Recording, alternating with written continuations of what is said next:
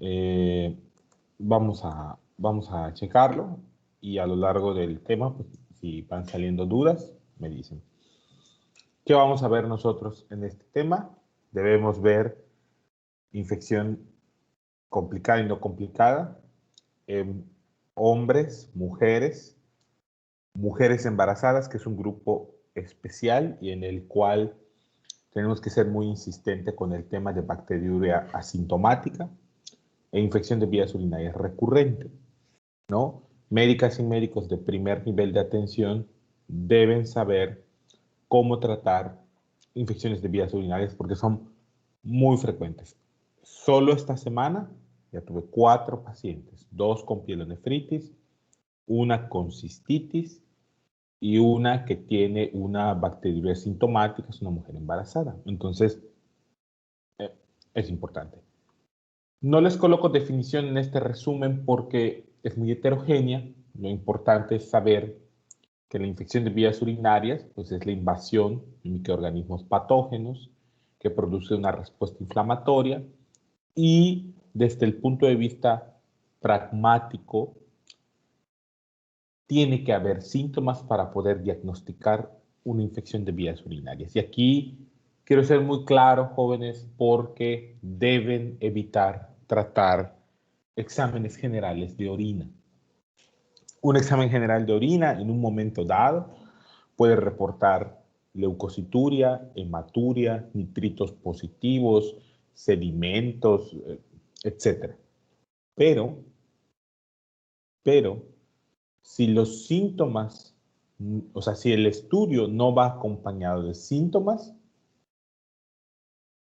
no deberíamos dar tratamiento antimicrobiano. E incluso esta práctica de tratar exámenes generales de orina o test reactivos de orina, ya deberíamos dejarla a un lado porque, pues en realidad, el estándar diagnóstico son los urocultivos, ¿no?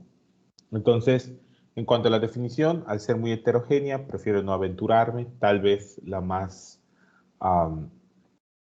no sé, la que resume la mayor parte de los puntos es precisamente esta invasión de microorganismos patógenos que produce inflamación y síntomas clínicos en las vías urinarias.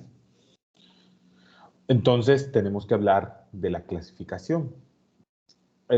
La clasificación, la que más utilizamos es la clasificación anatómica, ¿no? En infecciones de vías urinarias bajas y altas. En infección de vías urinarias bajas y altas eh, está la uretritis, la prostatitis y la cistitis, ¿no? Esto es muy, muy importante porque solemos no considerar a la uretritis y a las prostatitis como infecciones de vías urinarias bajas. Esto tiene cierta lógica porque, por ejemplo, la mayoría de los pacientes que llegan con descarga uretral, ¿no? Pues llegan con uretritis, ¿no? Llegan con infección gonocócica, llegan con una enfermedad de transmisión sexual, ¿no? O los pacientes sexualmente activos que llegan con prostatitis, que practican coito anal sin uso de preservativos, pueden desarrollar prostatitis, ¿no? Hay una invasión de bacterias. Entonces, de momento, la uretritis la vamos a ver en enfermedad de transmisión sexual y la prostatitis podemos platicar un poco de ella. Hay un cambio en el paradigma de cómo tratar la prostatitis, ¿no? Yo recuerdo que en la escuela aprendí que las prostatitis se trataban durante 21 a 28 días y sin embargo ya las nuevas guías de tratamiento recomiendan un tratamiento de 7 días, una duración de 7 días, no un tratamiento corto. Bueno, cambia el paradigma, tenemos más información y es bueno adaptarse. Principalmente nos vamos a centrar en cistitis, ¿sí?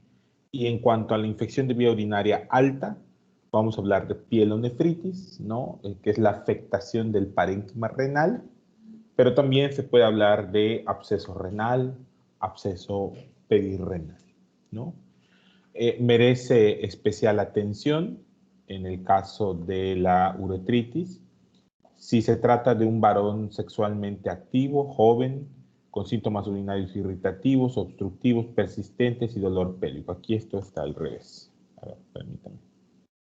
Esto hay que corregirlo. Cortar, cortar, cortar. Pegar, pegar, pegar.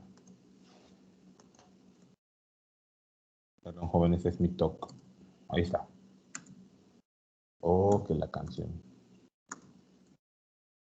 Me voy a morir joven. Ok, ahí está. Entonces, ¿en quién tengo que sospechar uretritis? Sospechar si la clínica principal con la que acude el paciente es descarga uretral.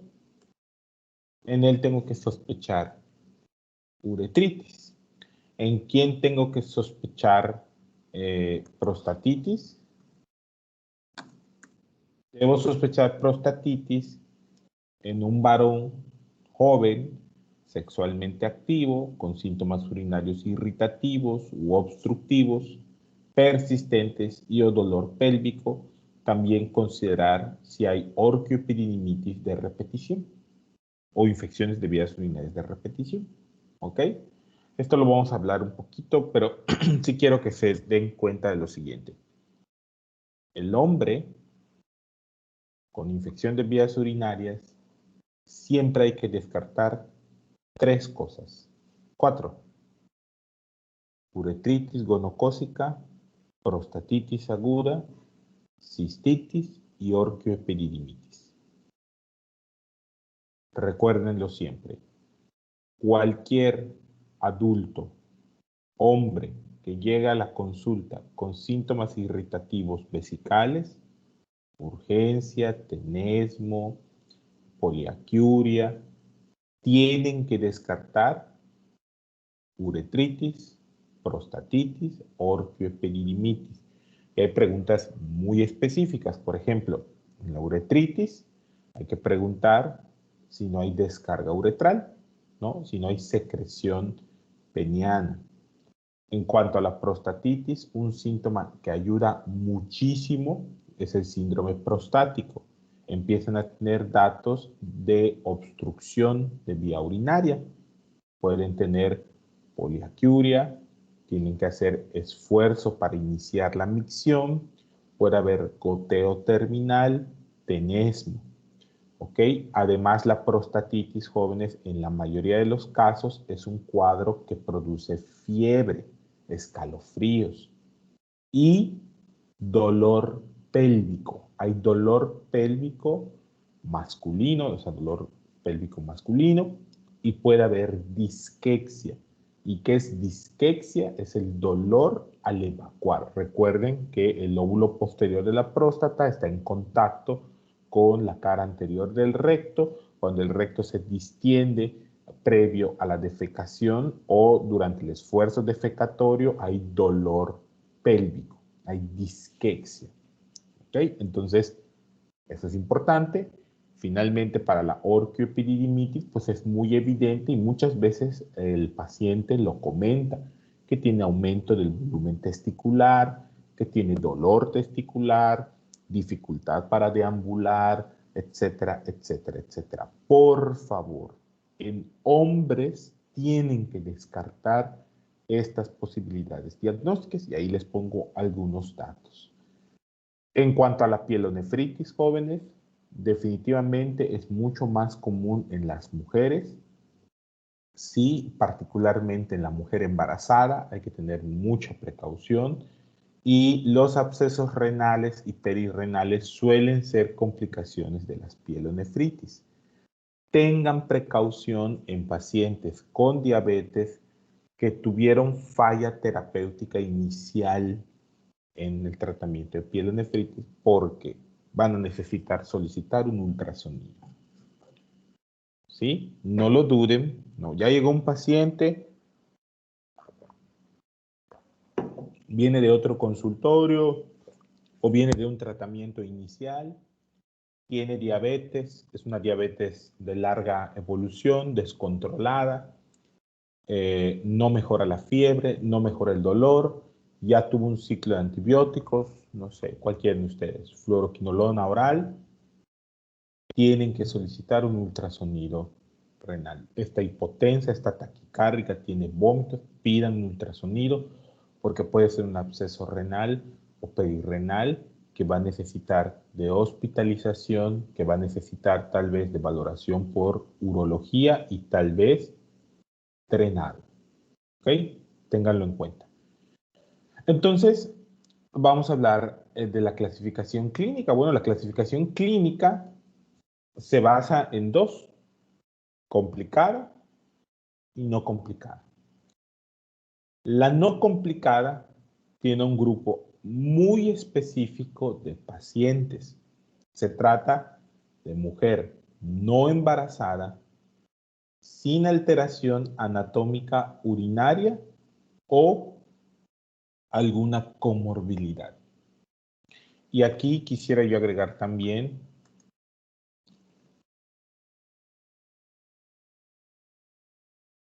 es anatómica y funcional urinaria o comorbilidad. Casi siempre son mujeres jóvenes o de mediana edad, no embarazadas, no están en gestación, no tienen diabetes, no hay antecedentes de litiasis, no hay, ¿cómo se dice esto? No hay alguna malformación anatómica, no consumen fármacos, etcétera, etcétera, etcétera. Ok, ese es un caso no complicado. Ahora bien, ¿cómo voy a definir un caso complicado? ¿Y por qué es importante esto? Porque el tratamiento es diferente y los agentes etiológicos son distintos entre un caso no complicado y un caso complicado. Escuchen bien. ¿Cómo se define un caso complicado? Toda infección en el hombre es complicada. Toda infección en mujeres embarazadas es una infección complicada. Mujeres con alteración anatómica, funcional o comorbilidad son complicadas, ya lo habíamos dicho. ¿Y qué incluye esto? Malformaciones, habiendo tres, las más comunes son uretero ectópico, doble sistema colector, riñón en herradura. ¿Ok? Entonces, yo tengo una paciente con malformaciones, uretero ectópico, doble sistema colector, riñón en herradura. Ojo aquí, estas pacientes suelen llegar a la consulta con IBU de repetición.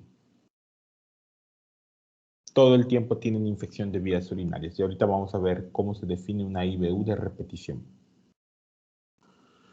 Nefrolitiasis de cualquier tipo, casi siempre, y recuerden, ya creo que ya vieron algo de urología en cirugía, recuerden que los litos más comunes son los litos de calcio por hipercalciuria o hipocitraturia, ¿ok?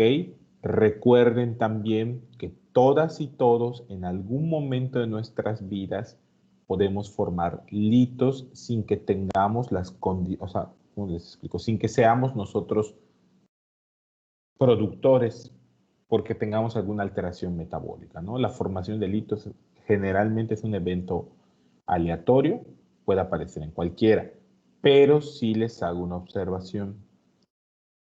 Tengan cuidado con pacientes que tienen más de un lito, que tienen litiasis bilateral